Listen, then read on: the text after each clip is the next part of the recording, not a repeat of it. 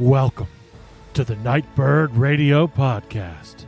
I'm Timothy Saylor, and I'm going to be your host this evening as we sound out the subconscious, navigate the nocturnal, and explore the farthest reaches of our experience, coming at you from the back of an 86 Dodge Ram van on the rolling foothills of the Blue Ridge Mountains in the Great Forest, deep in the heart of the Kali Yuga. This is radio for the hauntological turn. This episode of the Nightbird Radio Podcast was brought to you by You're So Good and Anonymous.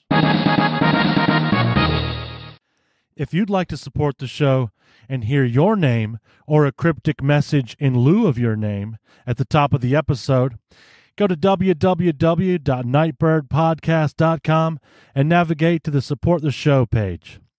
Thank you so much for your generous support. And welcome back, Nightbirds. It's great to have you back, and it's great to be back. This week I was joined by Drew Elliot. Drew is a social worker, psychotherapist, sound healer, and mystic. Drew shared his amazing story with me, and along the way we talked about the nature of addiction, consciousness expansion, mysticism, Gnosticism and Eastern metaphysics, the medicine of recovery, plant spirits, Hellraiser, the zero-sum-gameness of Western society, the occult roots of Christianity, Christ as a yogi, shamanism, opening portals with music, addiction as initiation, and so much more. Drew also blessed us by playing a selection of different flutes, so don't miss that portion at the end of the interview. But let's dispense with the introductions and get to the conversation. Drew Elliot, welcome to the Nightbird Radio Podcast. How are you doing? Thank you for having me. I'm doing fantastic. It's about 12:25 p.m. here in the Salt Lake City of Utah. So it's getting a little cold outside.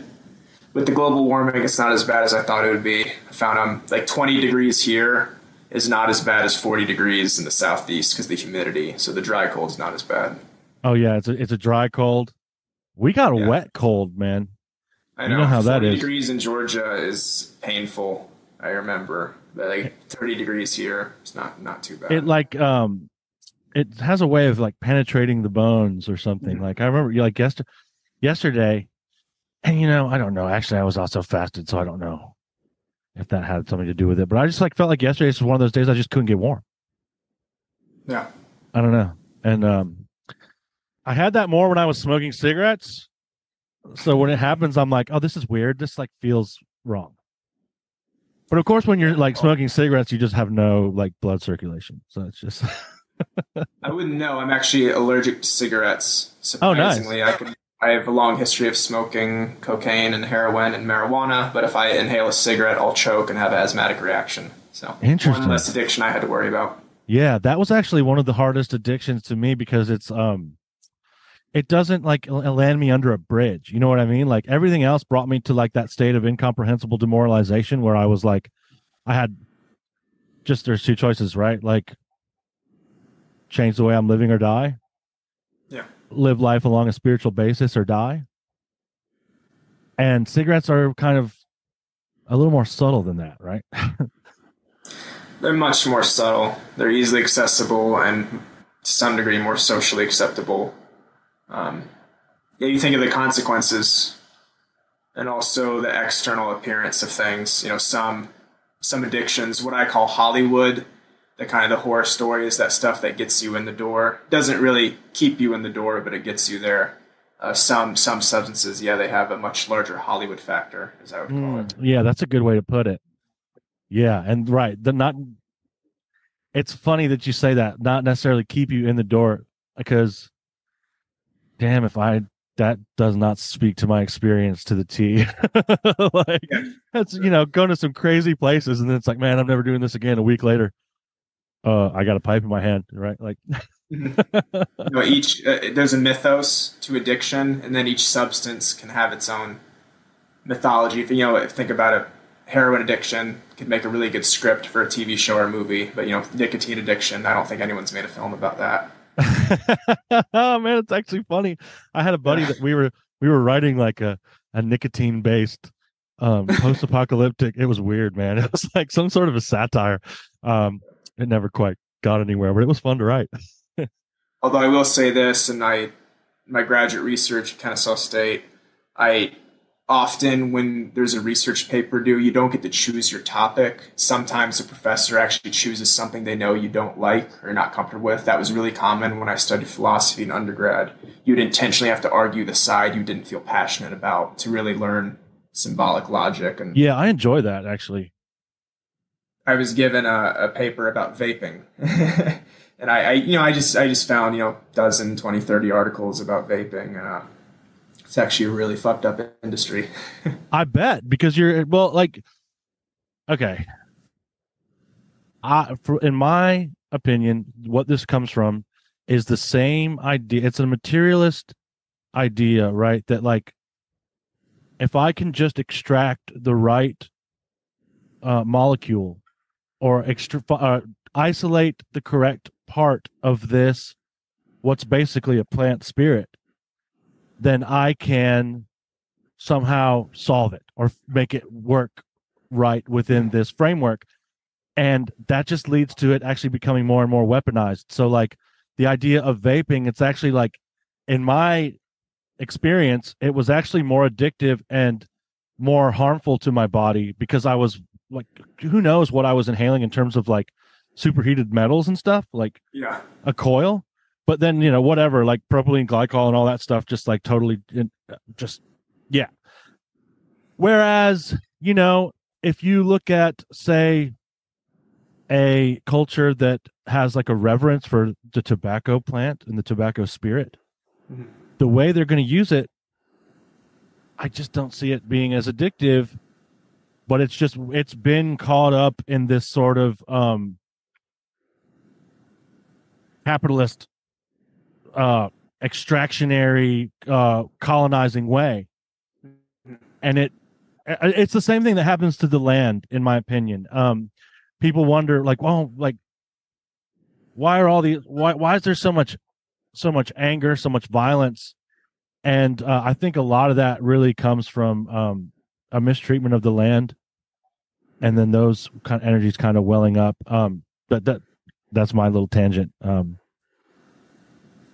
Any thoughts on that? A lot. Well, one thing I'll say about vaping, and this is not an anti-vaping campaign, but it'd be funny if it did turn into one. I just in the the thing about academic research, I'll be honest, Tim, it's like people, well, research indicates, and then the true scholar be like, well, cite your sources, and then of course no one ever cites their sources, or maybe they do, and it doesn't really matter. Research, it's really easy to fabricate it. After working in a lab with a lab that was producing 20, 30 articles a year, and they were like, just find some sources that roughly prove the same point, put them in there. No one's really going to fact check it. It's like, depending on who's funding the research, it can. So the old phrase "research shows," when I hear that, take that with a huge grain of salt. But I remember reading this one article about vaping and the juice. It's a gray market. It's not really regulated. So these manufacturers can literally put whatever they want in it. And they did some studies on a few of them, and they found that some of the juices have between 70 to 80 compounds. And I think a researcher tried to dissect it, and they said only 7 or 8 were even known to science. Wow.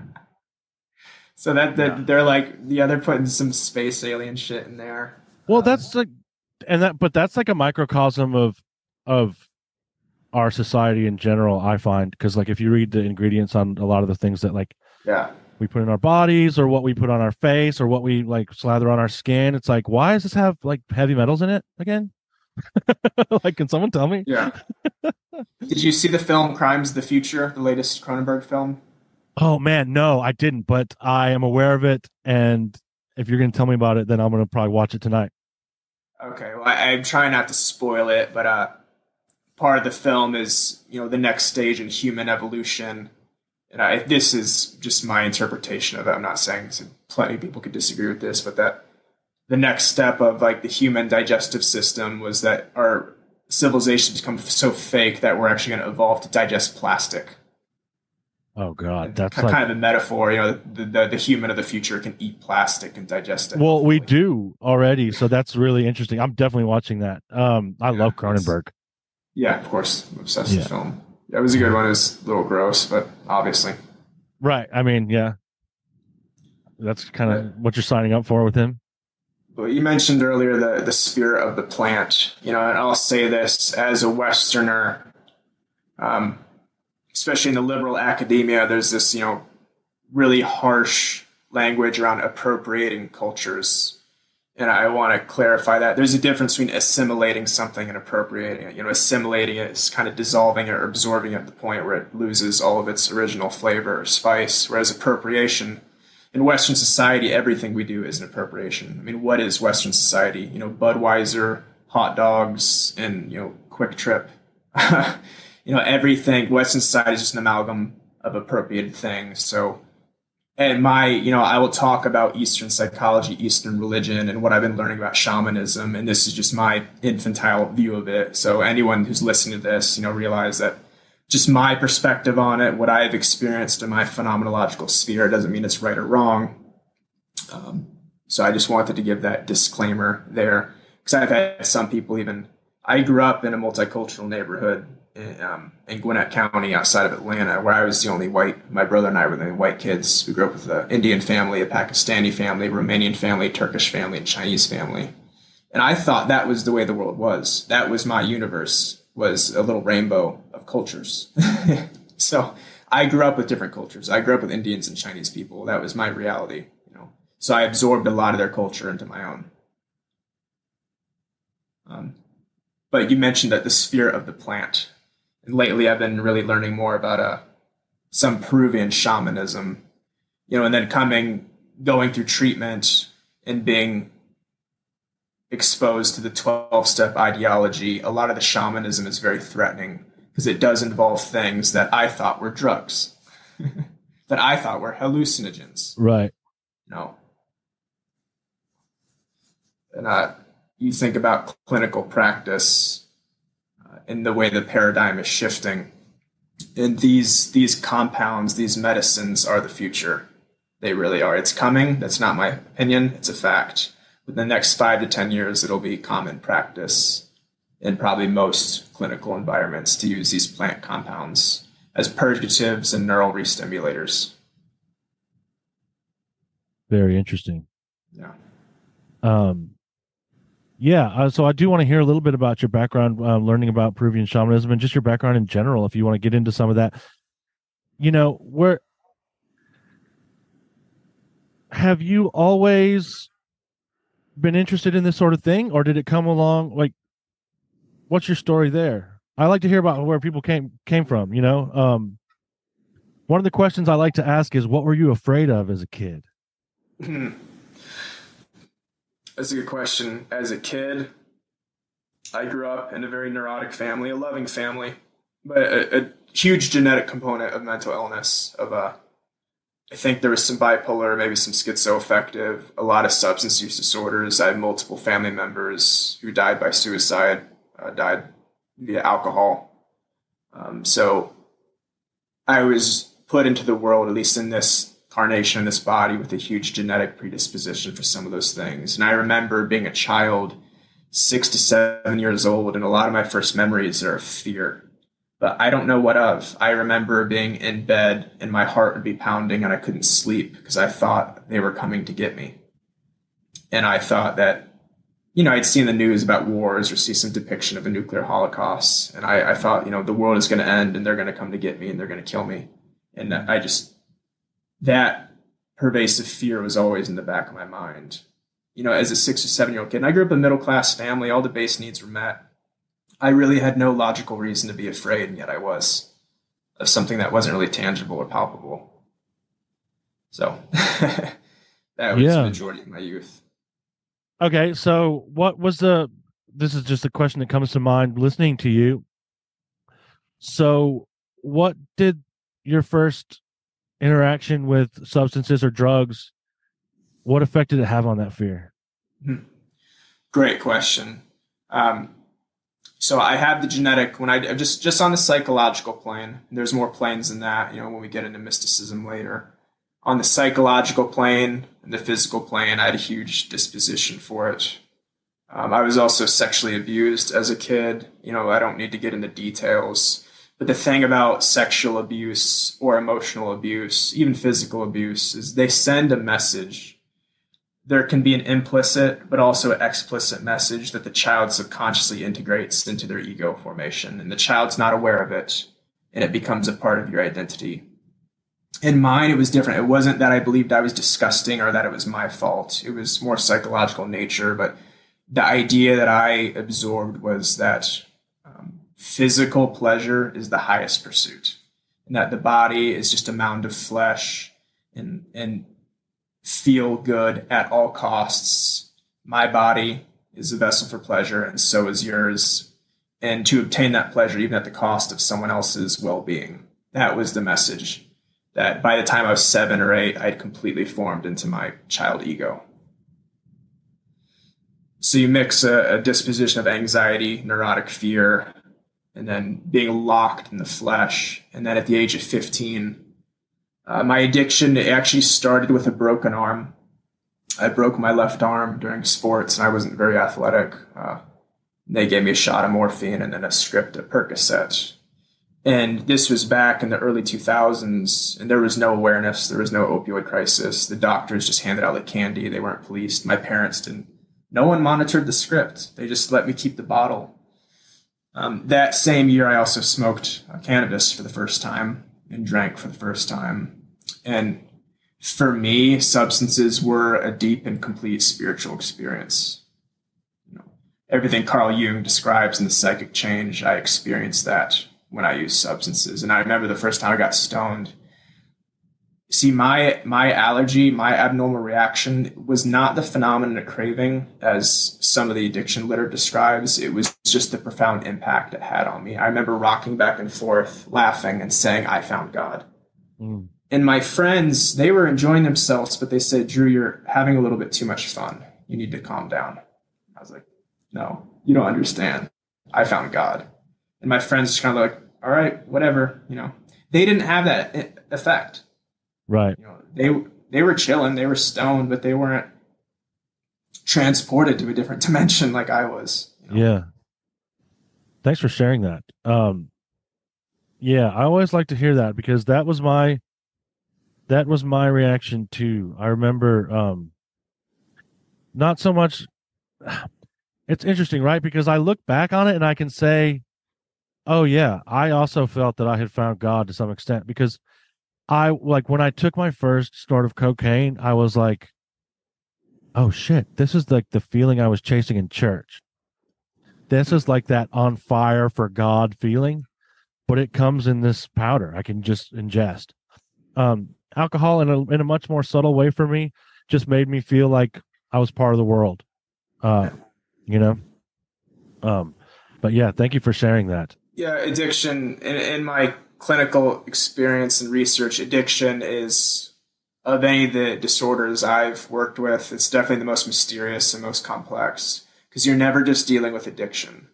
There's usually some comorbidity, some other occurring illnesses, a lot of environmental factors, a lot of personality traits, personality subtypes, and a lot of this defined by the DSM literature, which is interesting because when I first got into academia and social work, I was like, oh, the DSM is some bullshit. It's just this cabal of white men created it to control the population. And I thought diagnostics were bullshit. After spending a few years in the field, what they were describing patterns of behavior, and they are damn accurate. Often with my clients and patients, sometimes I can predict their behavior to a scary degree. Psychopathology, at least in the Western culture, because it was, mostly defined by Westerners, studied in a Western population. It was actually pretty accurate. It's pretty accurate. With me, I'm not sure. I was listening to a medical doctor give a lecture about the medical model of addiction medicine. Said that some people who are predisposed to addiction, they're, and I'm not a neuroscientist, this is probably a crappy interpretation, but we have these kind of neural receptors that hook to the endorphins or whatever drugs release. So like a normal receptor would kind of be like two-prong, the thing would click to it and there'd be a reaction. Said first the addict, the receptor is larger. So when the drug molecule or whatever releases hits, there's a much larger dopaminergic reaction in the brain. So some people have these brains, their receptors for cannabinoids or opioids or whatever are intrinsically larger, and there's a larger output of chemical release in the brain. That might explain some of it, because like I had a much more profound impact on the people I was with, and I knew in my heart I had to have it again. There was no question. Yeah, I'd say it probably explains some of it, but there's just nothing to me, and that's like it can't explain all of it. This is just my experience with it, right? But I do think there's like just like an as above, so below kind of thing going on there, where like it's happening on many levels, and that's like the physical, psychological level. Like it kind of like you mentioned, the psychological level, and then it's happening on now. Combine all of that, because I don't think any of it's really separate, and then and then that's what you have. It's this a sticky wicket, as they say. Because in my experience, there was the only solution that I was able to attain was spiritual in nature. Now I don't know that everyone is the same. I can't speak for anyone else's experience but my own, right? Okay, so this will bring us to a question that I wanted to ask you. When we met briefly, I had heard you talking to someone else, and you had said that that a flute had saved your life. So maybe that can get us closer to what I'm sort of aiming at here. Can you talk about that a little bit? Yeah, my father was a professional musician, so was my grandfather, and what I call my old life, back I was training to be a musician, and I was actually in music school studying jazz guitar performance, and I had a wrist injury in 2007. I damaged a tendon that kind of prevented me from really playing guitar professionally, and that really made my addiction worse, because music was the only, in my perspective, it was the only thing I was good at. It's the only thing that made me valuable. And to have that taken away overnight, it just seemed like, what kind of world? Who would design such a world? And I made a vow, to destroy myself with drugs and alcohol. A lot happened between there. I got clean in 2017. And then in 2020, during the COVID summer, I was like, I'm going to try to start playing guitar again, just here and there, just as a hobby. And I derived a lot of joy from it. And I had been into meditation for a few years, and I was listening to some native flute meditation. That sounds cool. So kind of as a joke, my partner at the time, I asked her, I was like, hey, will you buy me a Native American style flute for Christmas? She said, yeah. And I didn't know if she'd really do it or not. And then we had Christmas. There was a little thing, under the tree, and I opened it, and it was a flute. And when I held it in my hands, like something happened. And she told me, she said, I've never seen anyone so excited about anything ever. And actually, like, my family was there, and they were kind of weirded out by it. She's like, didn't know what to think. And I was just like, oh my God, I stayed up all night playing it, and I haven't put it down since. Now I have a collection. I have thousands of dollars worth of flutes. The flute is the oldest instrument in the world.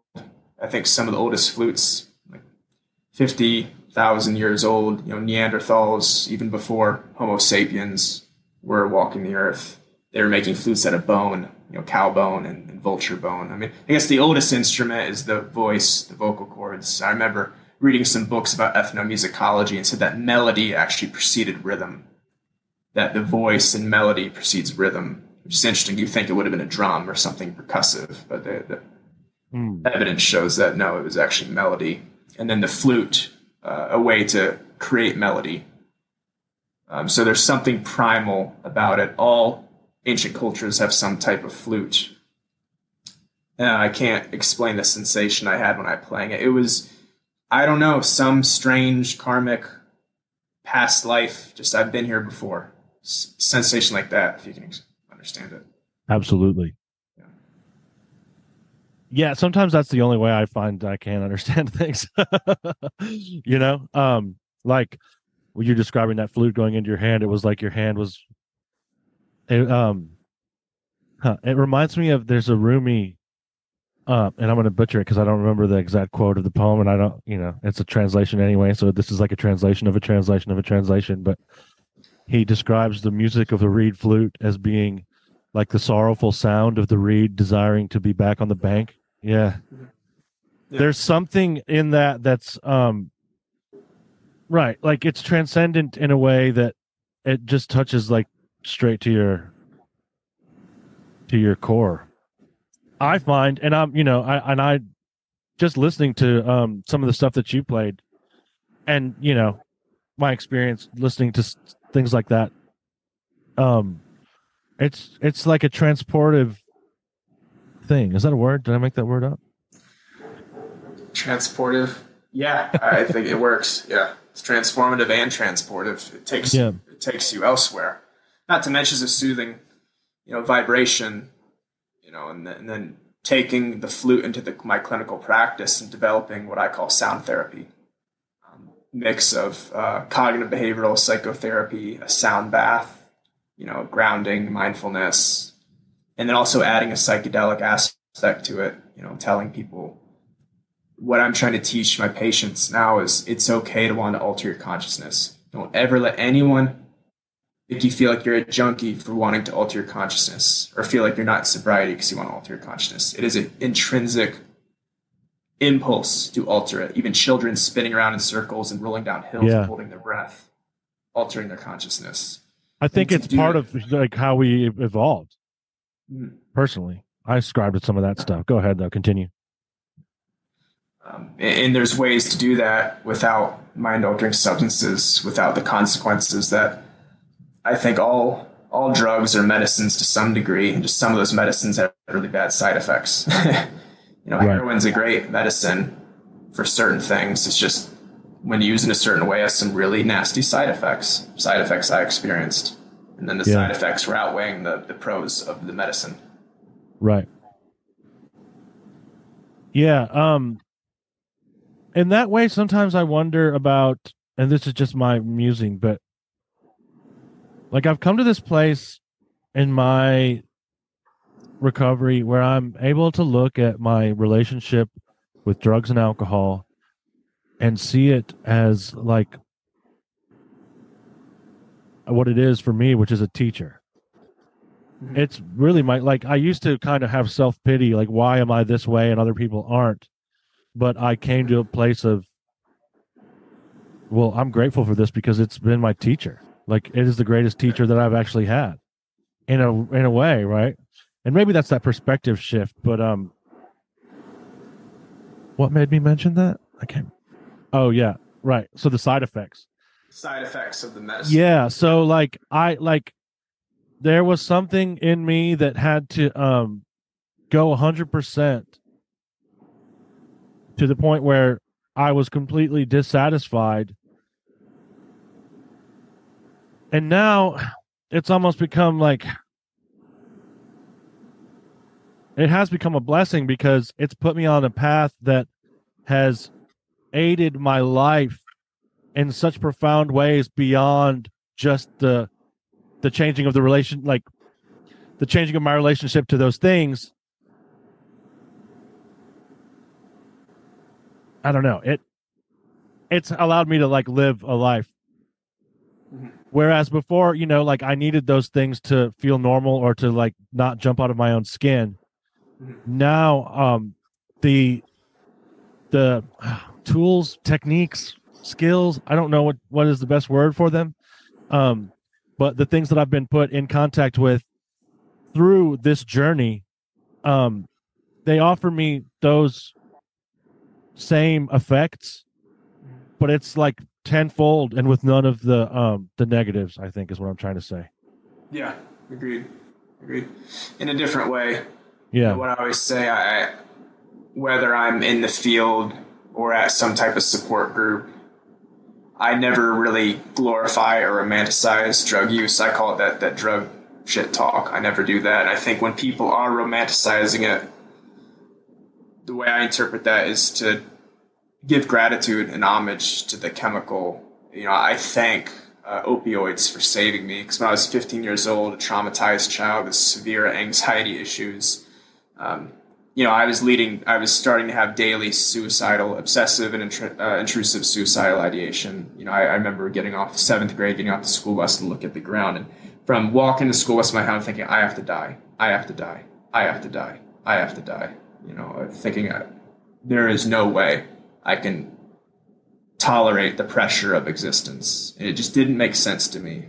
And then there was that bullshit, you could be some starving kid in Africa, and it's like, my reality is my reality, my sphere, what I perceive, the inner pain cannot be denied. And I had all that tenfold, and the substances gave me relief from that. And what a gift, what a gift. I'm so thankful for them, for really saving me. And then eventually beating me into a state of submission and destroying me, taking my will and my life, and I was completely dysfunctional. I mean, I became an invalid. I was transient. I lived off the grid. I dropped out of society. I dropped out of life for about 3 or 4 years before I went to treatment in 2017. So, going from just a traumatized kid to kind of social addict to, musician, and then full-time addict, and then living off the grid and being one of those people you only heard about in movies or saw depicted in books. And then rejoining society is a very strange feeling. I'm not sure I'll ever get fully used to it. I still just walk around the city and I'm just like, feel like I'm wearing a spacesuit sometimes. I relate to that. Yeah, I think that's one of the ways that I came back around to some of the ideas from Christianity that I had become really estranged from, just from having everyone gets burned by the church in some way, or not everyone, but most people I talk to at least. And so I had a lot of resentment against that, and I kind of went the other way and just none of that, right? But one of the ways that I came back into relation with some of those ideas was through a Gnostic Christian lens. And I really there's something about the idea of not being at home in this world that really resonated with me. I don't even know if it really resonates the same with me now as it did then. I see it more of it was like a door that it let me walk back through. Now I think that there's nothing that separates me from the world, that I am one and the same as the world, Mm-hmm. But there was a time when it was a really and this might speak to the drugs and their sort of medicine that they offer, and then kind of take away in some way. That was medicine for me then. But I still feel it.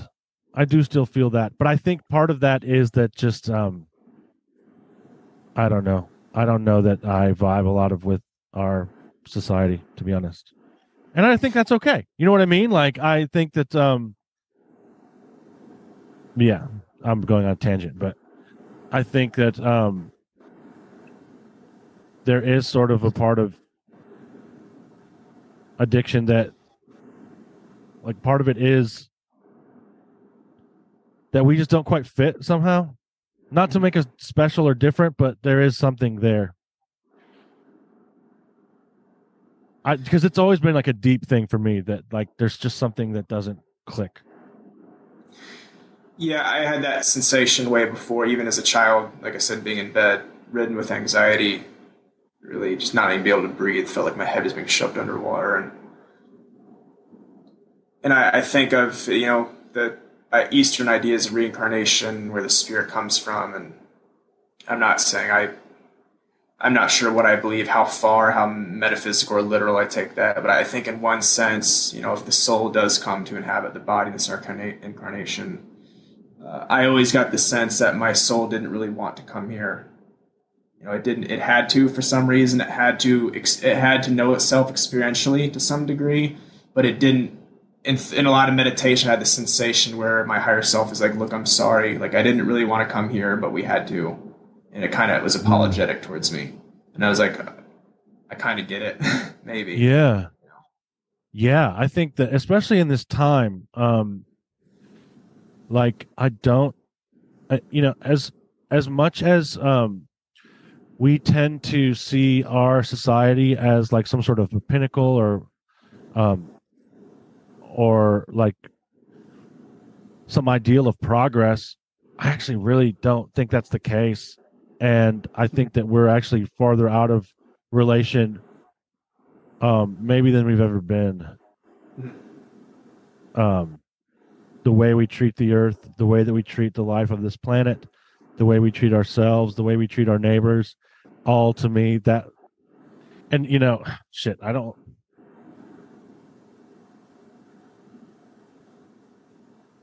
I think that's just something that has to happen. I think like there's part of this that is a lesson, like this is a school, or at least I choose to see it that way, because there is something about how I choose to see the world that makes it a reality for me. Yes. I used to see it as a hell, and it became that. Mm-hmm. Yeah, I mean, what I call Eastern psychology with my patients and clients, I'm not going to say Buddhism or Hinduism. I'm going to say Eastern psychology. The Easterners developed a cognitive theory of mind thousands of years ago, and all they really did was sit underneath a tree and observe their thoughts. And a lot of the latest neuroscientific research is showing that some of it's pretty accurate. The way emotions come from kind of a subconscious part of the brain, the way the prefrontal parts of the brain interpret the emotions through sensations and through thoughts, and those thoughts being filtered through this egoic sense that we subconsciously learned in childhood, and then that manifesting as behavior, external manifestation, and that somewhere along that sequence of internal happenings, there's so much gets skewed. And I think a lot of the Easterners, they should say, you don't see the world as it is, you see the world as you are. So everything I see is filtered through my narrative and my lens that I didn't even develop consciously. And I developed it in childhood because I had a sensation of fear, a sensation of not belonging, a sensation of kind of otherness. And I interpreted that through my ego as something's wrong with me and something's wrong with the world. Developed the core beliefs that the world's a bad place, it's a scary place, and people are not to be trusted. And also in Western society, they really preach the zero-sum game. It's that benefit can only be attained at the detriment of someone else. There's a limited amount of stuff out there, and I got to take mine so you don't take it from me. Yeah. Which is it's really not that accurate as you think it is, and it's a sick way to look at the world. I think that idea is an alien to our world. I think that's actually maybe a disease is a better word to put, but it's something that is not actually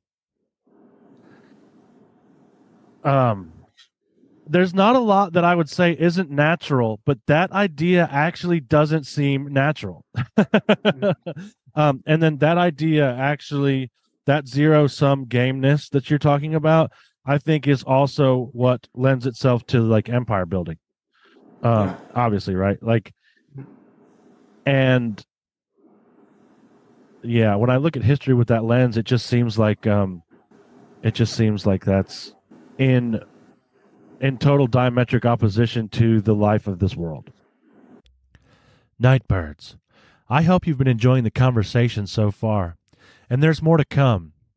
But first, I have to ask that you support the show. As I'm sure you've noticed, there are no commercials on this show. There are no paywalls. You get everything up front. For there to be free dialogue here, I think it must remain uncaged by the interests of advertisers. But Nightbird Radio does cost time and money to make, and your support means I can spend less time delivering pizza and more time doing this. That's a win-win. So that's why Nightbird Radio is a value for value podcast. I hope you found value in this show, but I can't and won't dictate just how much. Only you can decide that. But what I can do is invite you to take that value, turn it into a number, and head to www.nightbirdpodcast.com and hit the donate button located on the front page to offer your support. We're also listed on podcastindex.org, which means you are able to send Bitcoin via the Lightning Network using your favorite Podcasting 2.0 apps, which can be found at newpodcastapps.com. And finally, I also accept dry goods. Email me at tim@nightbirdpodcast.com for more information. Sponsors will get a special mention on the show. Thank you for your generous support. Now let's get back to the conversation. I was listening to, I think, a Gabor Mate lecture a few days ago. It's pretty interesting. Psychiatrist or whatever he is. And he said if you really want to observe a creature, you observe it in its natural habitat. So if you want to observe, a bear, you wouldn't do it at the zoo. You'd go to the wilderness and set up climb a tree and have binoculars and observe it in its natural habitat. He said that's somewhat true for humans. He's like, if you really want to see organic human behavior, go to an Aboriginal tribe or something like that and see how all the children are raised by the community. That everything is collective, that a lot of things are shared. And, that might be dependent on different cultures, but I think in a lot of them, it appears, I'm not an expert in this, but a lot of them did have this kind of a collectivist ideal, a tribe mentality where everyone is kind of family. And then the disconnection in our society where, how often do you even know who your neighbors are? Right. And even if I knocked on a neighbor's door, they would probably come to the door suspiciously. Like, what the fuck do you want? Yeah. This is just an example. I met some of my neighbors maybe a year ago, and I exchanged numbers with a few of them. And one of them moved, and then I moved apartment, and I've been getting their mail, a lot of it. And I just sent a message. I had one of their numbers. I said, hey, this is Drew from next door. I think I'm getting your mail. And they were like, how did you get my number? Who are you? Like, this isn't, and it's like immediate, like, get away from me. I was trying to do a nice thing. I was like, no, you gave me your number. We've messaged before. I have your mail. It looks like there's some bills. I would like to help you. And the immediate response was almost perceiving me as predatory, which was shocking. And I was just like, damn. That's that's sad. That's just one tiny example. That's just something that happened the other day that I thought you could see the paranoia in the atmosphere of our culture. Yeah. It's just seething paranoia everywhere. That everyone is trying to fuck me. Right. And I have to stop them, Yeah. Yeah. It's something else. But let's get back on those flutes. Yeah. I want to hear more about the flutes. Yeah. And maybe we'll hear some flutes. Oh, definitely. I got a few within grabbing distance. I had them all prepared and tuned and ready. So does the flute conversation, does that segue nicely into like the shamanism and mysticism, or how do you want to go about that? Yeah, I think even what we were saying about the paranoid aspects of our culture, I was in treatment in 2017, and this was in Georgia, and it was run by a very conservative Southern man who became a dear mentor of mine, complicated individual. We had a complicated relationship, but they had a church requirement. And it was, kind of Baptist brimstone church. And I was so humbled and humiliated by my addiction. I didn't complain. I said, just tell me what to do. I'll just do whatever. I said, I'll do it. And then a few months into it, I politely asked, said, hey, can I please have permission to go elsewhere on Sunday mornings? And I said, this isn't my path. This isn't my path. They're like, okay. And he said a really important thing. He said, you can go elsewhere, but I want you to commit to something. I don't want you doing this cocktail bullshit of just little. Westerners love that. We do a little bit of this, a little bit of that, but we're never all into anything. Rarely do you meet a Westerner who's all into one path. And that because we live in a fast food culture. We live in a McDonald's culture where we want all the results, but we don't want to do any of the work.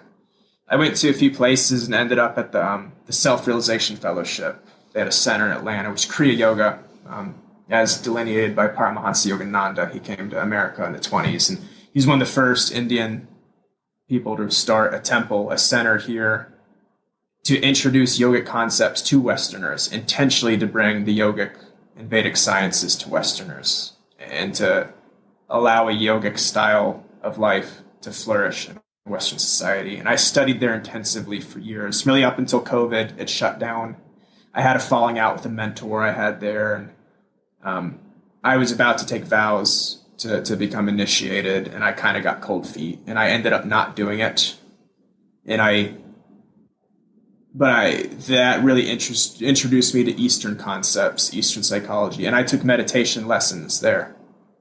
They had books and magazines and pamphlets, and I went on retreats, and they taught me, welcome to yourself. And I remember one of the monks there, he said, the soul is already in full communion with God. The soul is pure light. There's nothing taintable in your soul. But when the soul identifies with the body, it becomes ego. He says, you're not learning anything. All you're doing is improving what you already know, improving your knowingness that the soul is light. So mysticism and Eastern psychology is a removal process. It's an excision and extrication of these attachments and these bullshit models, like that I have to be paranoid, the zero-sum game, that I'm not safe. What mysticism taught me is that as long as I'm completely identified with my emotions, my thoughts, or my physical body, I will never know peace in this lifetime. It's impossible. Because then all I know is pleasure, suffering, and then pleasure as the relief of suffering. There's no spiritual pleasure. It's just like a massage. A massage feels good, but is that happiness? Is that peace? I think that mysticism taught me that there is another realm. There's a realm beyond the naked eye, a realm, a temple within, a place I can go to retreat in solace and kindness, and regeneration for myself. But it's not, I think even my addiction, I really quote the movie Hellraiser a lot in the book, Hellraiser by Clive Barker. It's good. I think Frank, he summons the Cenobites with Lamarck's box. They said, what are you seeking? He says, pleasure. Can you give me that? And Pinhead says, yes, but not as you understand it. That pain and pleasure, indivisible. And I wanted happiness, and I thought pleasure was synonymous with happiness, but also I wanted freedom and peace, in a spiritual experience, but the universe said, not as you understand it. Not as you understand it. If that makes sense. That makes good sense. Yeah. I like that idea of that you mentioned of just refining what you already know. There is also a concept of this in Gnosticism, which is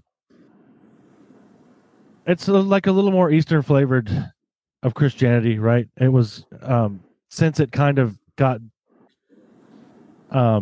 suppressed and lost, really, it never evolved.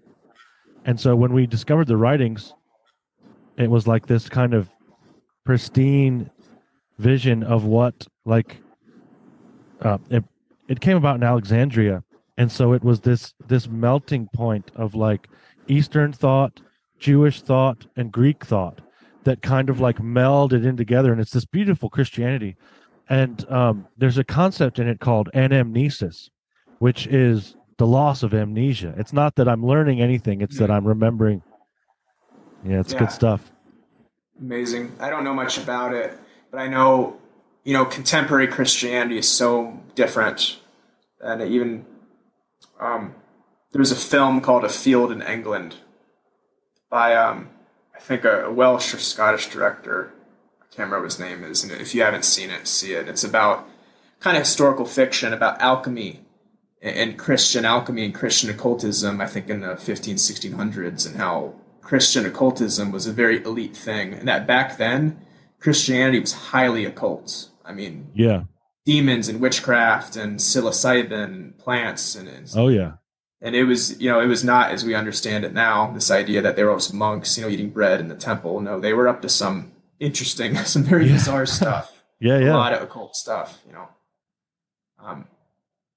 That's my kind of Christianity. That's the kind of See, the thing, I could never appreciate Western religion actually until I went to the Self-Realization Fellowship, because Yogananda, actually in a lot of Hindu traditions, they revere Christ as a reincarnated, maybe a reincarnation of Hanuman or one of the great servants, and that's just cool. I'm not saying that's exactly what they believe, but through some of them, that's what I've been told. In a lot of Hindu centers, they'll have a picture of Christ on the wall.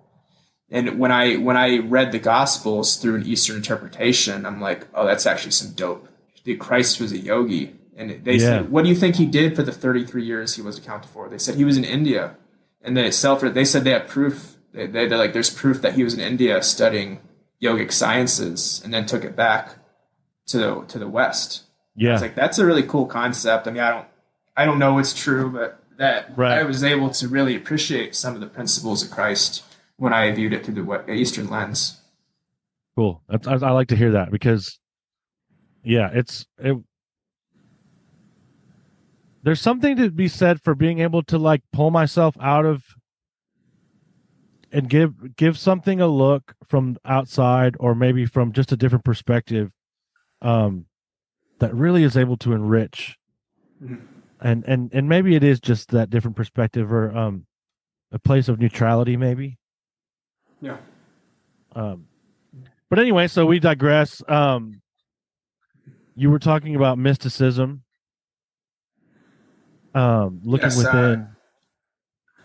My favorite book on the subject is Awareness by Anthony DeMello, who was a Jesuit. It's a great book. Indian Jesuit, behavioral psychologist. I used to like Buddhism, Hinduism, and Jesuit. That's my favorite subgenre. It's like Christianity and Buddhism kind of melded and had a kid. I love some of the spiritual exercises of Ignatius. I mean, that's some deep, really deep stuff. And reading that book, about spirituality as a practical science and as a cure to a lot of the ailments of Western society, and that I just think of this layer of reality above the eyes and above the senses and how it's easily attainable when you even just using simple mindfulness practices.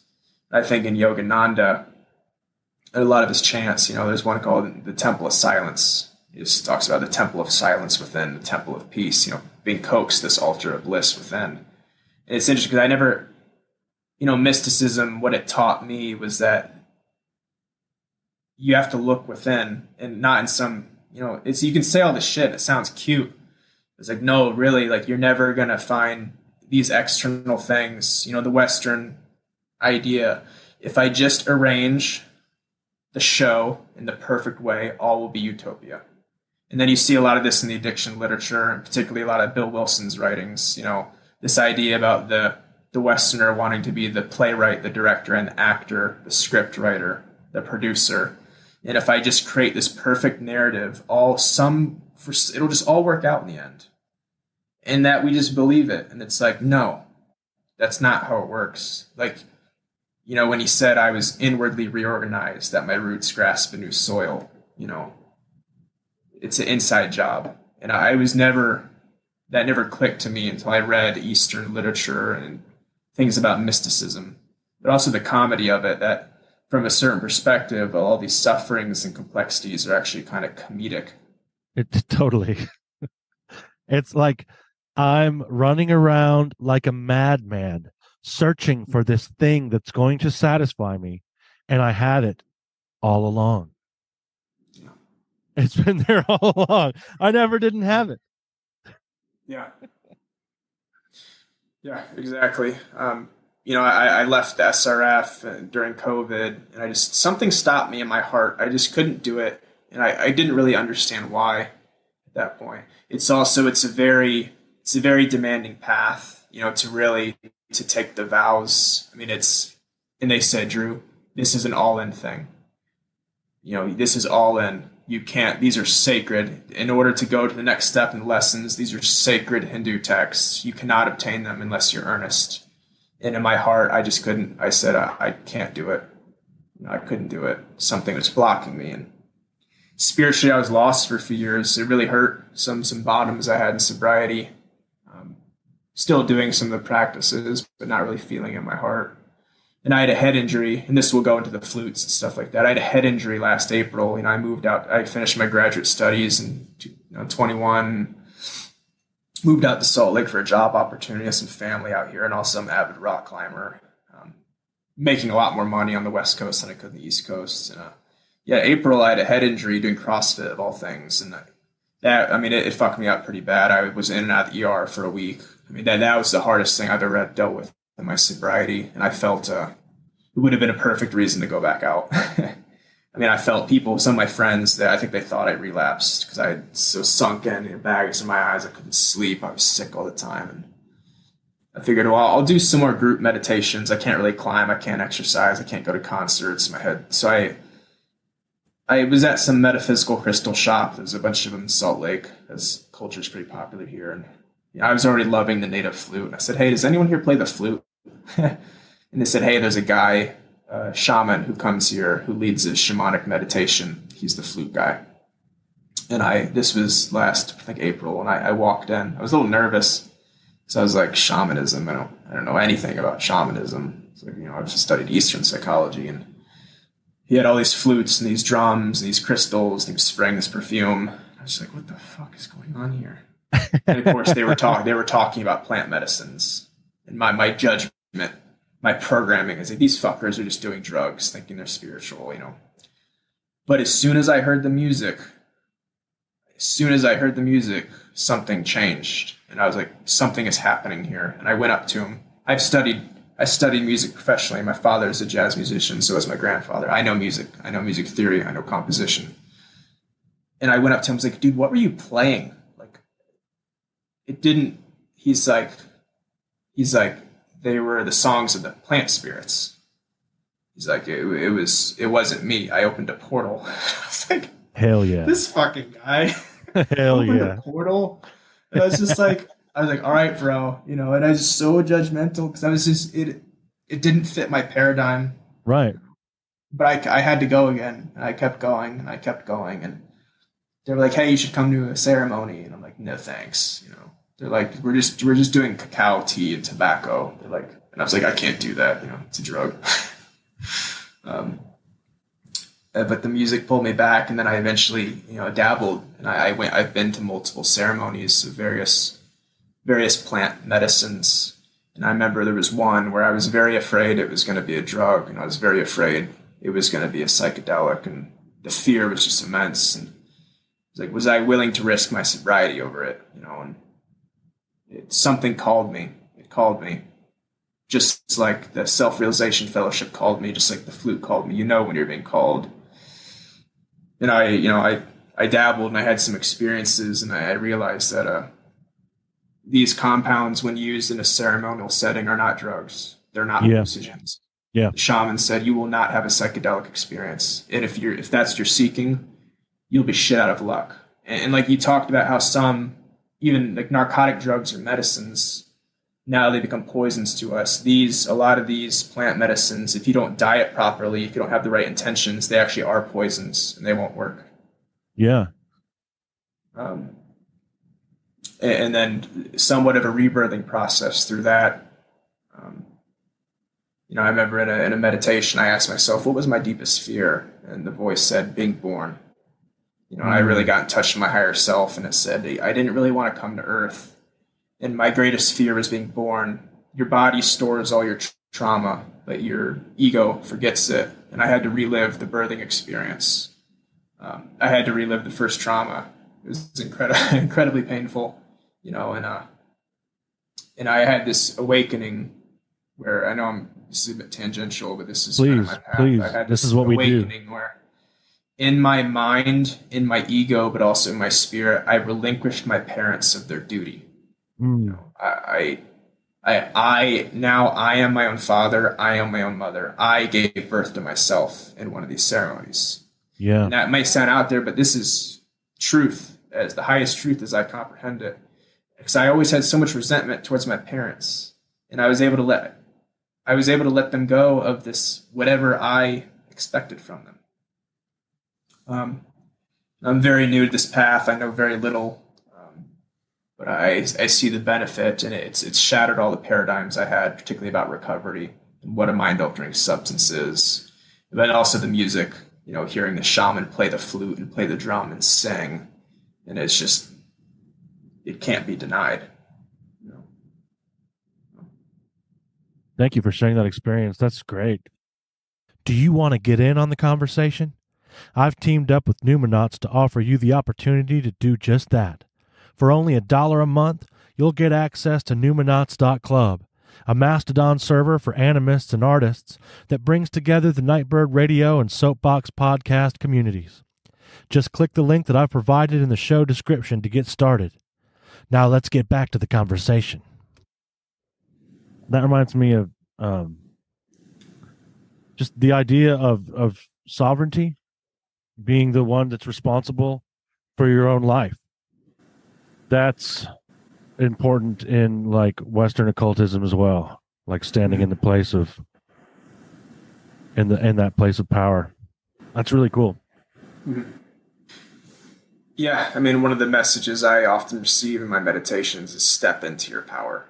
Yeah. As power, as freedom from the limiting beliefs and thought patterns, which never really came from me. They came from family and from abusers and from society. You know, stepping your power, stepping away from that and realizing like how strong, like the power of the unconscious mind when tapped into that collective unconscious, the universal ideas. How even my patients I work with at the rehab, I can see the predicament they're in. And I can have empathy and kindness for it, but I see a lot of them. I wonder, I ask them when they're in my office, I said, are you ready to wake up? And no one ever just says, yeah. They're like, they kind of think about what it. What the fuck do you mean, dude? But no, in a sense, I think they know exactly what I mean. Yeah, you think? No, I think they know exactly what I mean. And I think that's probably where some of the fear comes from. Most of them aren't. And that's fine. I can see the predicament. It can be frustrating. It's like, wake up. Yeah. Now I have to look at myself. Well, what am I seeing? In what ways am I still imprisoned? And am I just looking? Am I just projecting my own? So just countertransference in the psychodynamic sense. But, lately I've been doing sound therapy at work where it's a blend of teaching mindfulness, grounding, cognitive behavioral mindfulness, a sound bath. I have the bowls, the flutes, guitars, chimes, drums, and also this shamanic, this primal element of a purge. The shamanic drum playing over their body. I see people having these reactions, and I've been working on my craft, and I was given this message in one of these ceremonies that I have the medicine, that you must share it now. And I think about this medicine, whether it's the therapy or whether it's a pharmacology or it's AA or some support group, that taking these medicines. And I've seen people during my sound therapy have these profound experiences, talking to dead loved ones, seeing things going on psychedelic journeys. And, some people, I'll see them purging and they'll kind of playing the drum. And it's just amazing to be able to see it in real time. And to be able to bring it to the clinical environment. And the patients, the last 2 agents I worked at, they're like, when are we doing it again? Like, when are we doing another sound therapy session? It's like, they're just following me around like, when are we doing it? It's awesome. So powerful. It's so fucking powerful. That's really cool to hear. Yeah, it's interesting you mentioned talking to dead relatives. I think, when you're talking about this trauma that we're handed, I think a lot of it is ancestral. I'm big on the ancestral healing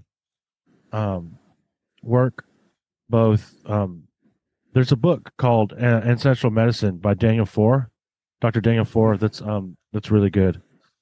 And that's like a lot of visionary practice, kind of like taking these journeys in trance and going to, like, you basically contact an ancestral guide from each of your 4 lines and like work with them in healing some of this trauma, and it's fantastic. And then I also do ancestral healing in a ritual like framework as well. And some, what I've come to understand through some of these practices, and they're difficult to describe, and what I've learned from these practices is that a lot of this stuff has been handed down, and that my journey in healing it is also it's healing those lines going back. So it's not just, and in that sense, it's also healing my descendants going forward. And so it really puts a new perspective on the responsibility of my incarnation.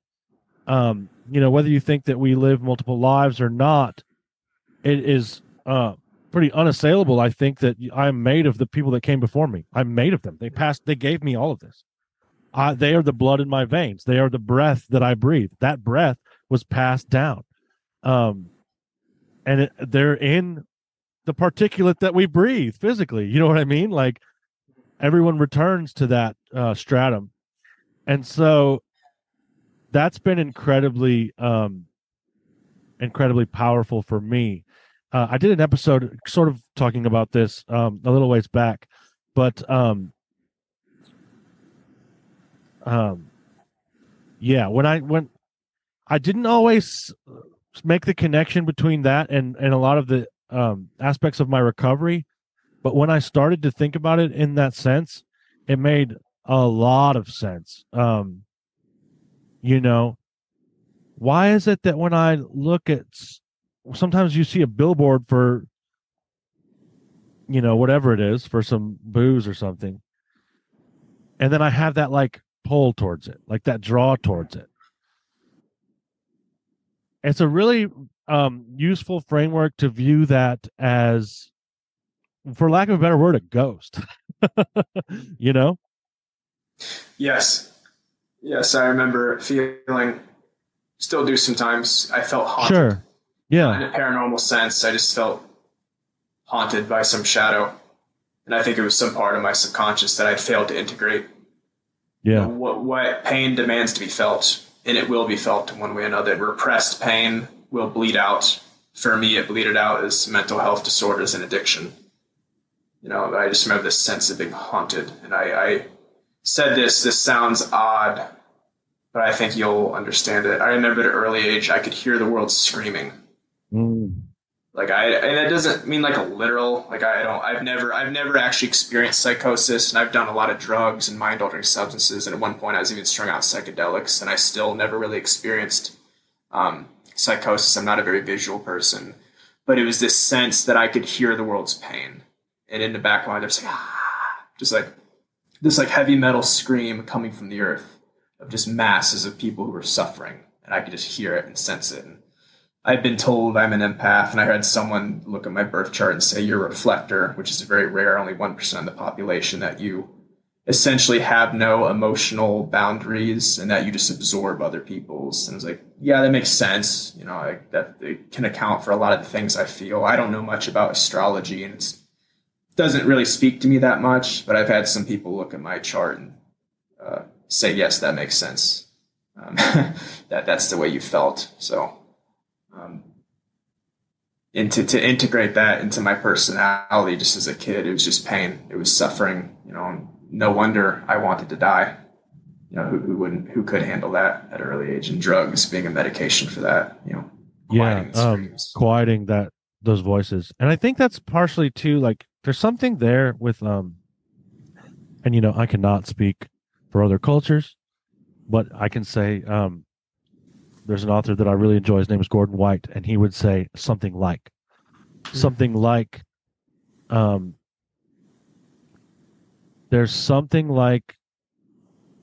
the path of the shaman in the path of addiction, right? Like, because we go to the world of death and we come back, and if we make it back, we now have a gift. Yeah. And a medicine, like you were talking about, to heal the people with. Something that I can bring back from the land of death to, in order to now give something to society and give something to the people in my life, as opposed to take. And I think that's one of the frameworks that we lack in our society that actually is pretty harmful. We don't have a system of initiation. And I think that if we don't initiate, then the world initiates. And in my experience, that was very dangerous. But there are you can do it in a framework that kind of mitigates a little bit of that. It's still dangerous. I think that's the nature of the beast, right? But maybe not quite so destructive. Yes, most ancient cultures have some initiation rites where a child, you know, in older cultures, there's no concept of adolescence. That's a very American. It's you're a child, and then you're a man or a woman, and then you go through, you know, some trial of strength or feet or have a quinceañera or something, some cultural thing where you're officially a woman or an adult. Often they'll change your name. There'll be a period where you're not allowed to talk to your mother, or you just hang with the elder men. You know, in Western society, we have this idea of adolescence that just kind of lingers on. When does it end? Is it 22? Is it 21? Is it 23? And then we have no true initiation. At least I didn't.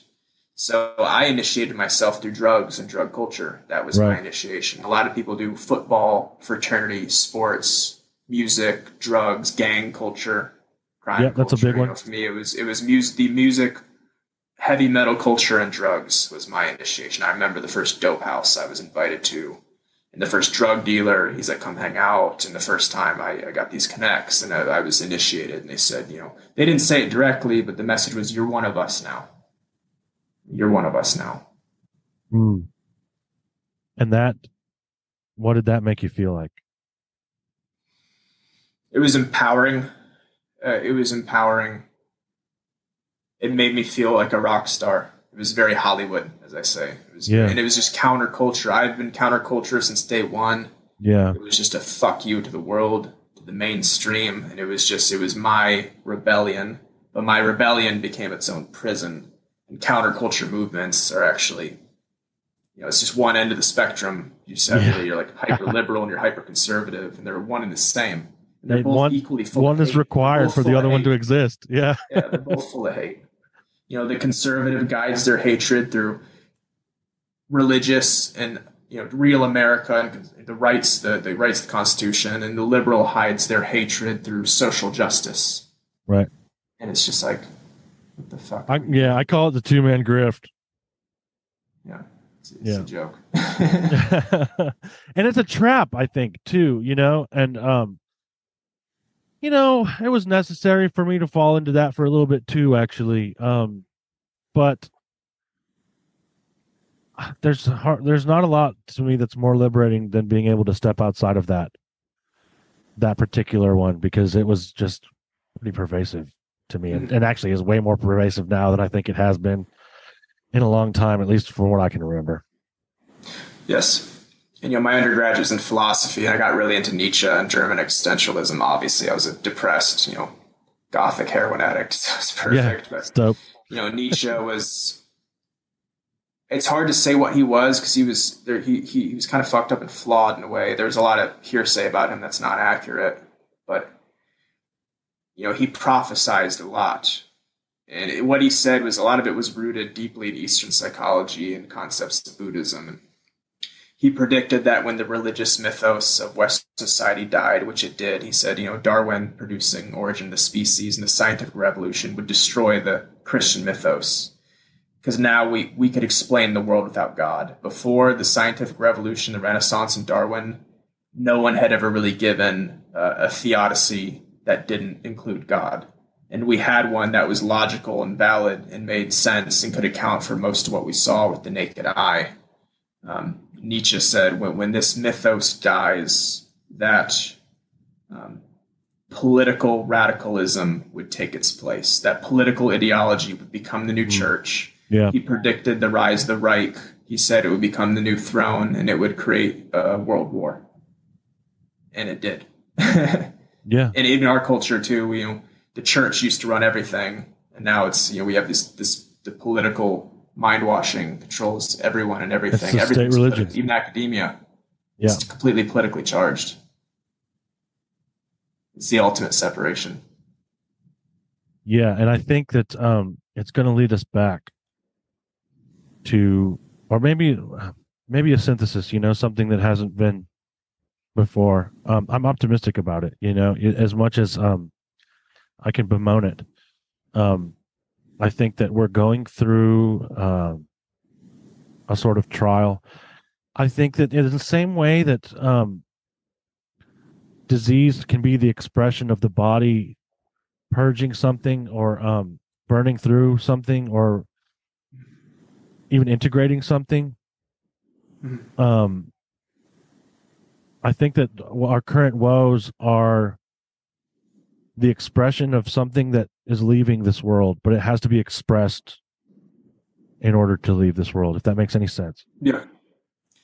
As Ram Dass always said, suffering is a good indication that you're either hanging on to an old model for how it is, or that one of those models is dying. Yeah, I like that a lot. Yeah. That's good stuff. And that there's actually grace in it. It's hard to see when you're in it. And I just want to say, I definitely want to start playing some flute soon, but the gratitude I have for the luxuries I've had, that I grew up in a middle-class environment, my base needs are met, but also that I have a healthy body. And I see that how much work I'm able to do because of these gifts that I just was apparently given. I didn't choose any of them. And the gratitude that I have a healthy body and that I have these resources, that I had some advantages growing up, and that, to these days, I use that to carry this message.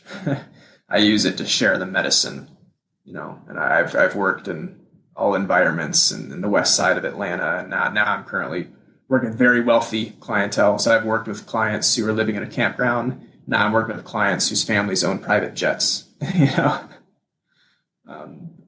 It looks different. It's dressed up different, but the internal issues, I assure you, are the same, regardless of ethnicity, culture, class, creed, or race.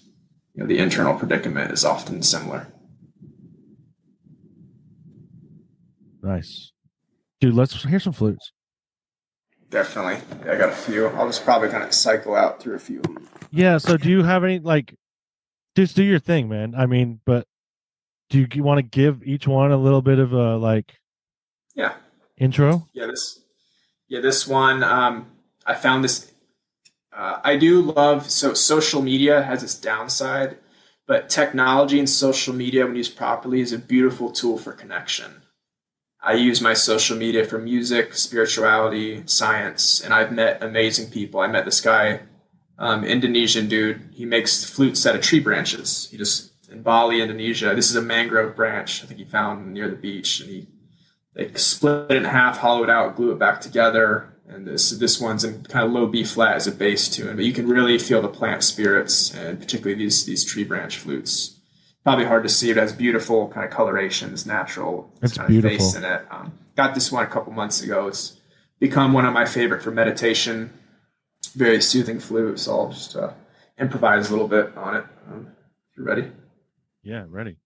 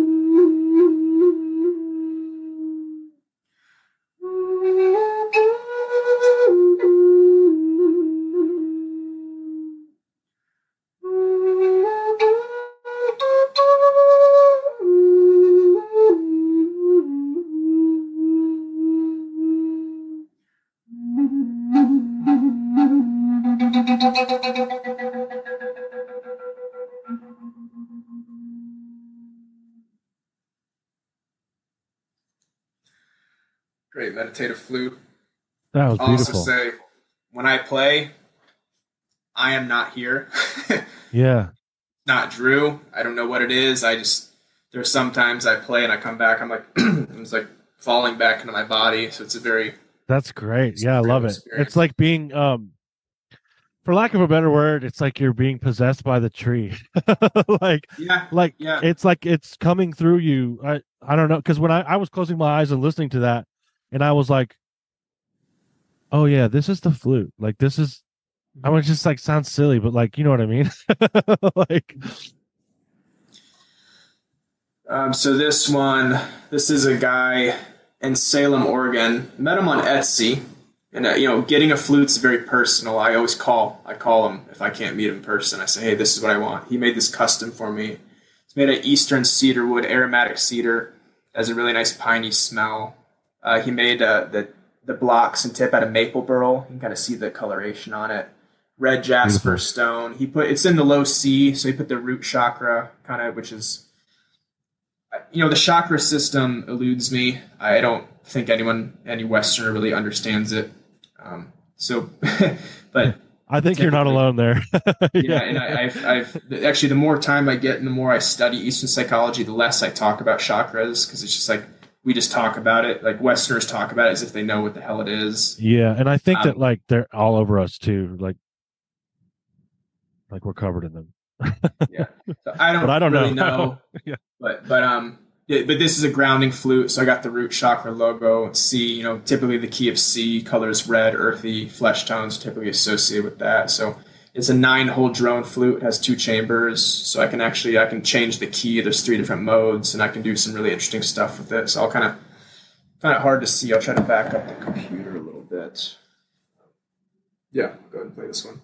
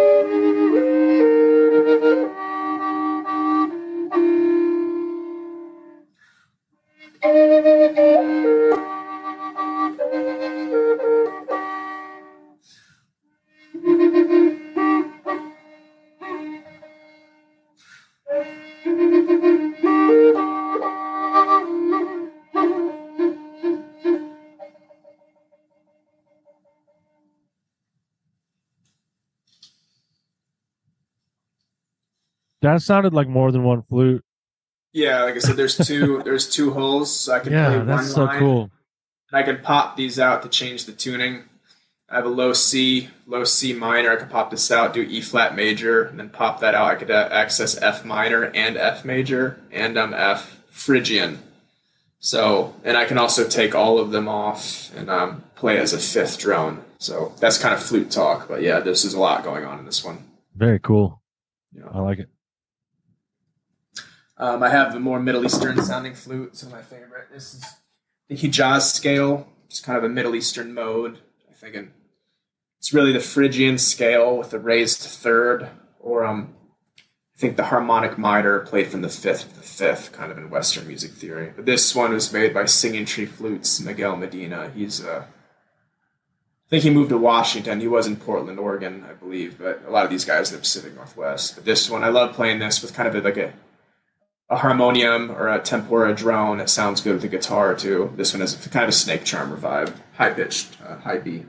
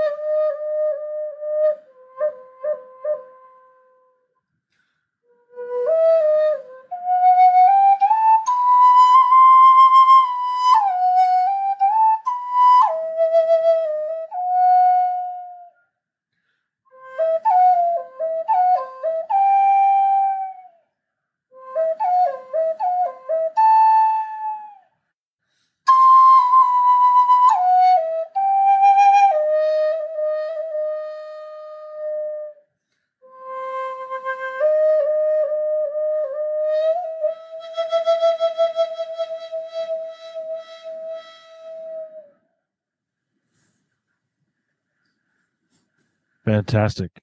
Yeah, that's a fun one. Guess I have a few others, but one more I think I really want to show you. Cool. So the thing about the native style flute, it's actually, of course, it's not actually native. It was made by, I think, an American guy in the 70s. It's kind of made popular by an actual Native American, Carlos Arnacai, who made an album, I believe, in 1984, which really showcased what they call the Native American style flute.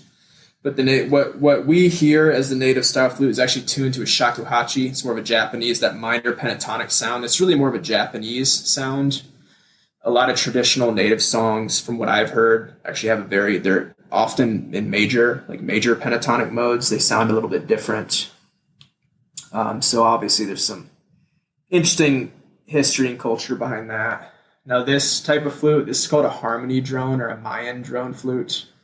Apparently the kind of Mayans and Mesoamericans had flutes like this, but they were made out of clay. They weren't made out of wood. But it's interesting, how they tuned them. I guess I've heard that they were tuned to 432 hertz, and a lot of them were perfect pitch. Now, how they did that, I don't know. Ethnomusicologists could probably know more about that, but how they created these things, just like how they found these medicines, it's... Well, what did they say? How did they say they did it? The spirits... And spirits taught them. That's the first thread I'm going to pull on, Yeah, the divine intuition from the spirits. So this one has 2 chambers, tuned to a perfect fifth. This is kind of fancy. This is also the guy singing tree flutes. This one is not cheap. This is less of a meditative flute. I feel like this is more of a performance piece, but this is what I call my rock star flute. This is definitely a showstopper.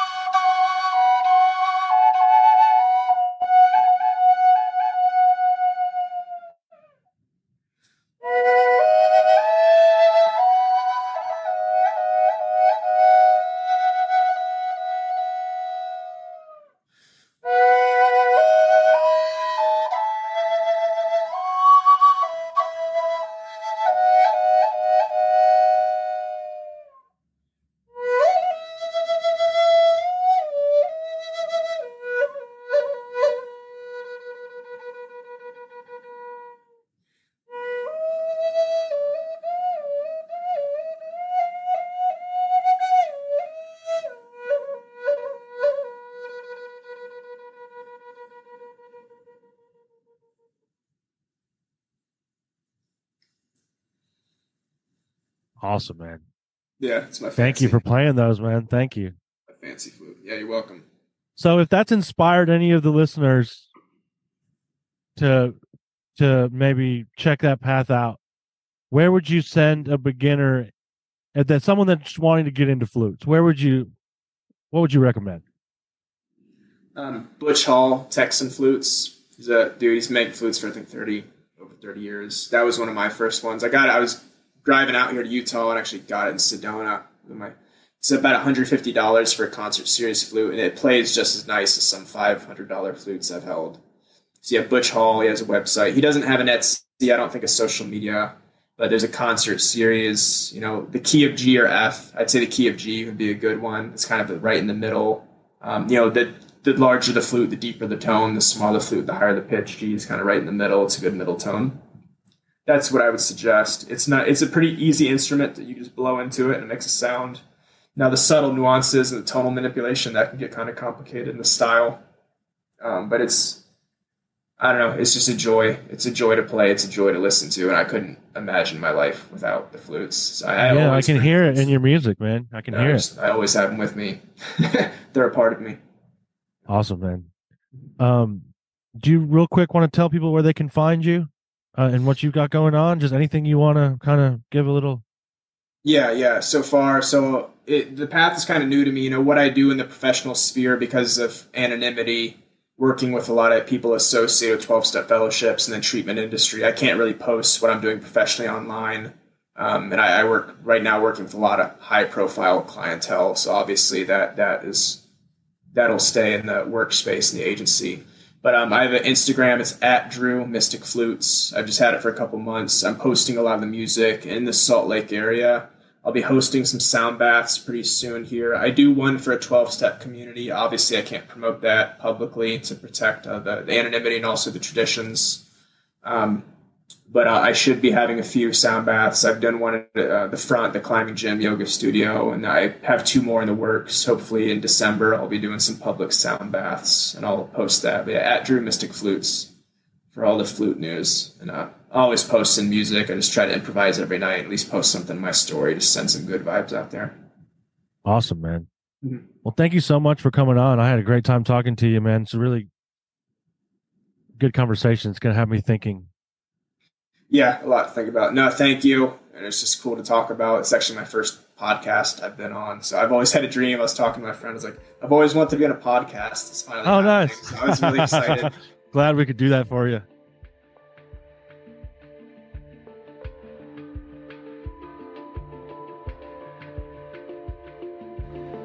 Do you experience weird shit? Do your parents not like to tell their friends about what you do in the woods? Do you make more friends in a graveyard than you do at a party populated by living humans? Do you have interactions with beings that are not strictly considered human? Do other people look at you like you're crazy when you mention talking to trees in casual conversation? If you fist pumped or even just answered yes to any of these questions, you may be a Nightbird. So let's sing together. If you'd like to come on the show and flap your gums with me, share your stories, or just talk about the malleable nature of reality for a while, then send me an email at tim@nightbirdpodcast.com. That's tim@nightbirdpodcast.com. I'd love to have you on the show. But until then, I gotta fly. But before I go, let me say this. Remember, you are never alone. I believe you.